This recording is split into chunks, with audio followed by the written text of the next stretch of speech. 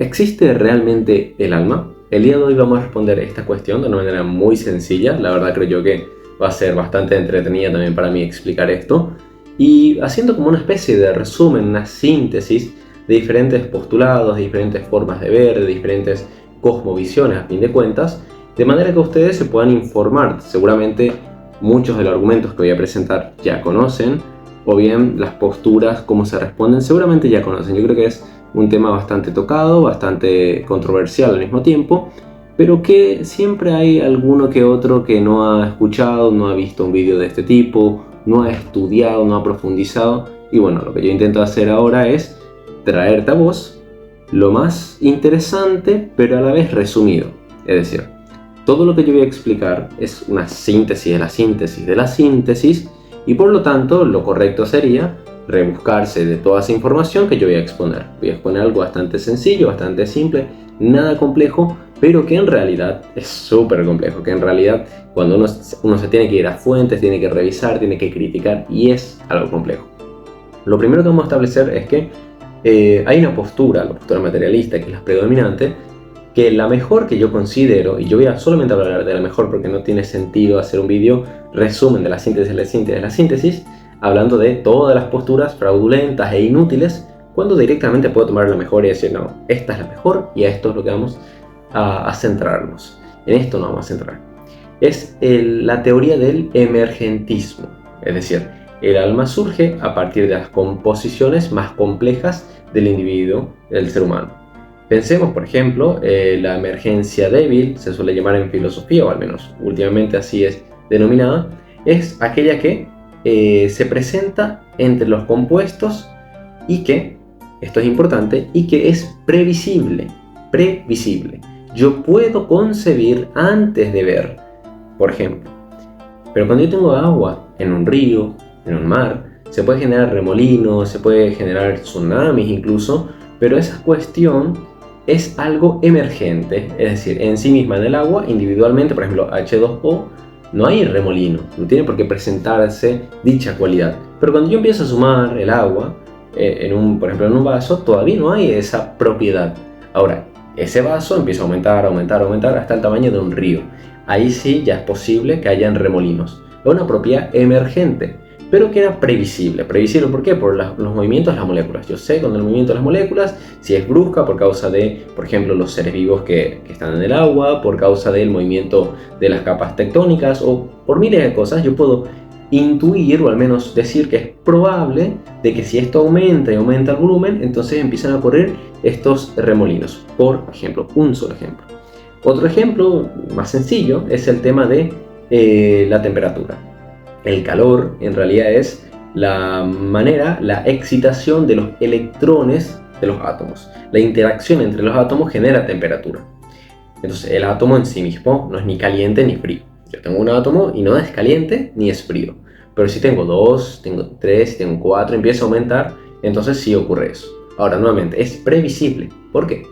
Porque las características que tiene, la excitación de los electrones, por ejemplo, es natural que ocurra frente a otro átomo, es decir, ese intercambio de energía. Es como lo que nosotros entendemos, lo mismo en el agua o en muchas cosas, que donde hay mayor concentración se va donde hay menor concentración, es decir, donde hay más densidad puede irse a donde hay menos densidad, y así esa interacción es previsible.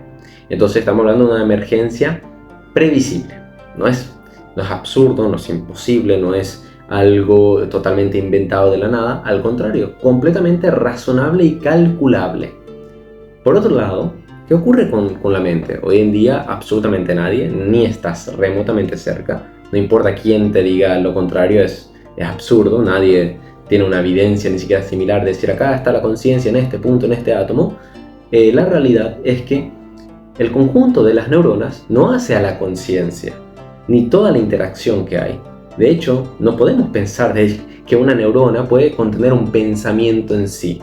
No es previsible dicha cosa.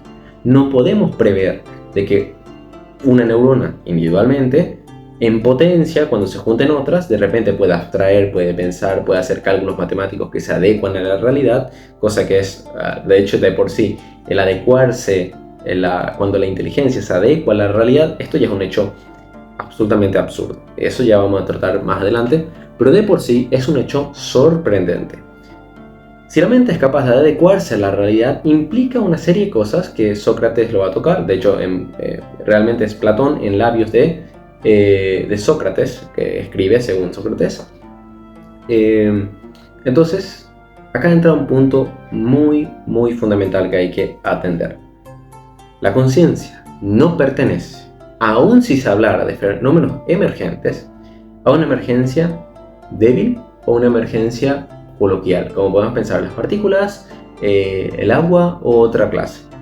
No pertenece a ninguna de estas y todas las que ustedes pueden pensar siguen siendo débiles frente a la conciencia.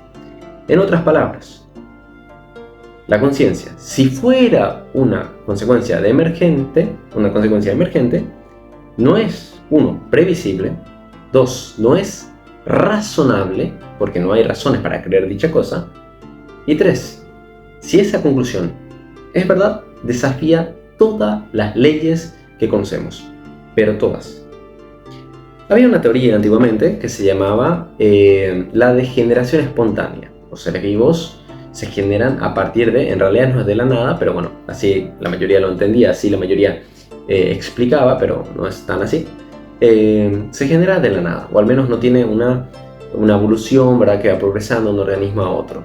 Bueno, esta teoría sería tranquilamente, la teoría de la generación espontánea, lo mismo que el emergentismo fuerte.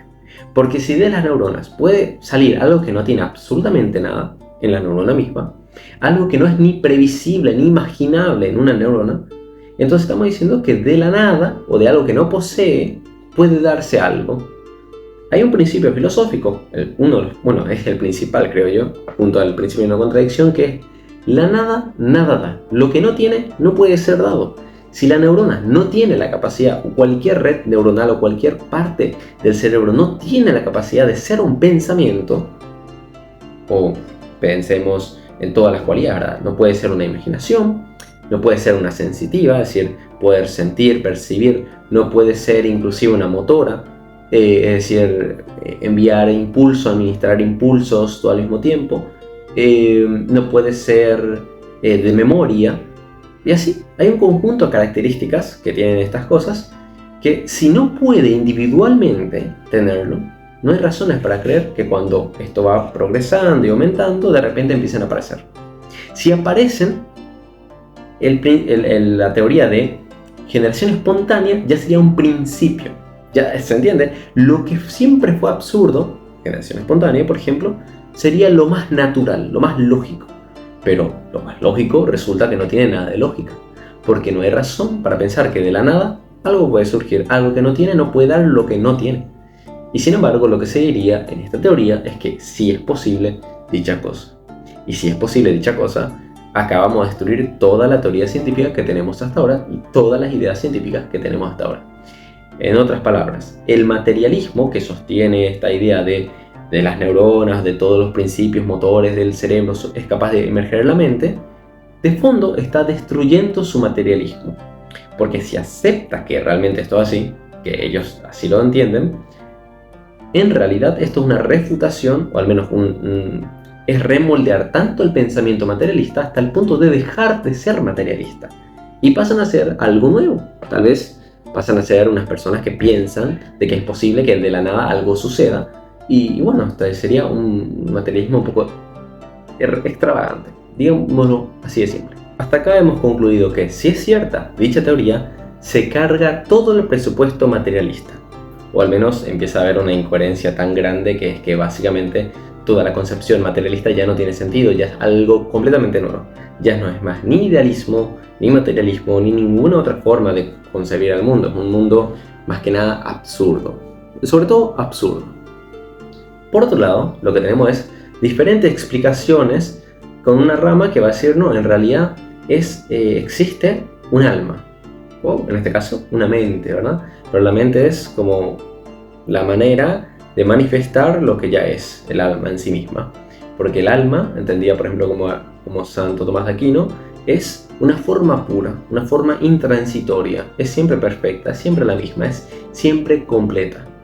Para Aristóteles, por ejemplo, el alma no es una forma pura, el alma es un coprincipio similar a Santo Tomás. De hecho, Santo Tomás dice eso, que son coprincipios, pero que para Santo Tomás el alma subsiste. Para Aristóteles el alma muere, pero es un coprincipio primero, es decir, definición directa de Aristóteles, el alma es el primer acto de un cuerpo que en potencia, lo que va a hacer, tiene vida. Entonces el alma es primero, la entelequia sería en este caso, lo que va a ir ordenando, lo que es el ser vivo, etc. Y luego cuando perece también muere el alma en sí. Para Santo Tomás esto no va a ser. Perfecto. Sócrates dice sobre esta cuestión algo muy interesante. Él les plantea en el libro Phaedon, dice, o sea, acerca del alma, dice, ¿qué es realmente el conocimiento? ¿Qué se encuentra? Yo voy a transformar esto. Esto quiero que se me entienda también. No es que Sócrates haya dicho exactamente lo que voy a decir. Más bien yo voy a explicar lo que Sócrates dijo de manera más coloquial a nuestro tiempo, como sintetizando todo su pensamiento y mezclando tal vez un chiquitito con Platón. Que es lo siguiente. Dice Sócrates, cuando nosotros conocemos algo, ¿qué es eso? ¿Ese conocimiento es recordar o es obtener? Obtenemos algo completamente nuevo, inventamos ese conocimiento, acabamos de crear la realidad, o en realidad estamos recordando lo que ya es la realidad. ¿Cómo que recordando? Ustedes se preguntarán, yo creo que es la pregunta más normal, porque de hecho para cualquier persona podría ser confuso al inicio. Y la realidad, o lo que intenta explicar Platón, era que hay una serie de conceptos que no cuadra en el mundo sensible, pero sí cuadra en el mundo racional. Por ejemplo, y esto es lo que dice Sócrates, la igualdad. ¿Hay algo que es la igualdad en el mundo? No existe la igualdad. Yo no me voy por ahí y me encuentro, mira, ¿qué tal? Igualdad. No, la igualdad no es algo. La igualdad es un concepto que es, volvemos al tema, la adecuación de la mente o del concebir a la realidad, del intelecto a la realidad. En ese concebir, el hombre crea conceptos, ideas completamente alejadas, diferentes. El mundo no tiene estas ideas, por ejemplo. Pensemos, la belleza no es que encontramos una belleza, sino encontramos la belleza repartida. La verdad no es algo, sino que es lo que el hombre va conociendo de las cosas. Por ejemplo, esto es verdadero, esto es más verdadero, esto parece ser más cierto, etc. Lo grande. No hay algo que sea lo grande, sino que hay escalas de cosas grandes, hay escalas de cosas pequeñas, pero nunca encontramos lo pequeño ni nunca encontramos lo grande. No es que yo me voy por ahí caminando y encuentro, hola, ¿qué tal? Lo grande. Tampoco me voy por ahí y encuentro lo chico. No existe ni uno ni lo otro. Pero sin embargo es un concepto completamente válido y que no podemos dejar de decir que existe en la realidad, porque si no, no tiene sentido en ninguna categoría. Al final de cuentas, lo grande, lo pequeño, lo bello, lo profundo, lo hermoso, lo geométrico inclusive, todas esas son categorías que están en la realidad, pero no son algo propiamente. Entonces lo que va a decir Platón, primero que nada, que esto es un mundo, que todas estas cosas, todos estos conceptos están en un mundo de las ideas. Bueno, sin tocar ese punto, lo único que nosotros tenemos que entender para entender la argumentación del alma de Sócrates es que todos esos conceptos no son aprehendibles en el mundo sensible. Yo no puedo aprender algo que no existe. ¿Cómo yo voy a aprender la igualdad si no existe la igualdad? Yo sé, por ejemplo, que es una flor porque veo la flor, capto la flor, entiendo la flor. Pero yo no sé, y no está en la flor, ser bello. La flor es bella, pero no es que su ser es bello. O en todo caso, si tiene ser, acá hay un punto importante, es porque es recibido esa belleza. Entonces la belleza, la igualdad, la grandeza, la pequeñez y todos los predicados de la flor tienen un ser ¿de qué tipo? Recibido. No está necesariamente en sí mismo, por sí mismo, sino que está recibido y de algún lado proviene ese ser. La igualdad, la belleza, etc. Nosotros obviamente vamos a decir que eso es Dios. De Dios proviene todas estas cosas. Completo. No hay una sola cosa, ni una característica describible que, en cuanto a las cosas positivas, que no vengan de Dios. Lo que Sócrates va a creer, y acá nosotros nos distanciamos de él, es que esto, primero que nada, está en el mundo de las ideas, y nosotros decimos que todas esas ideas en realidad están contenidas en el pensamiento divino. Entonces ahí cambia la cosa, cambia la historia. Segundo, él va a creer que hay una preexistencia de las almas, que las almas ya están preexistiendo y tienen todo un fundamento para esto, están preexistiendo y cuando renacen, básicamente reencarnación, vuelven a recordar las cosas como son. ¿Ok? Eso es un punto importante.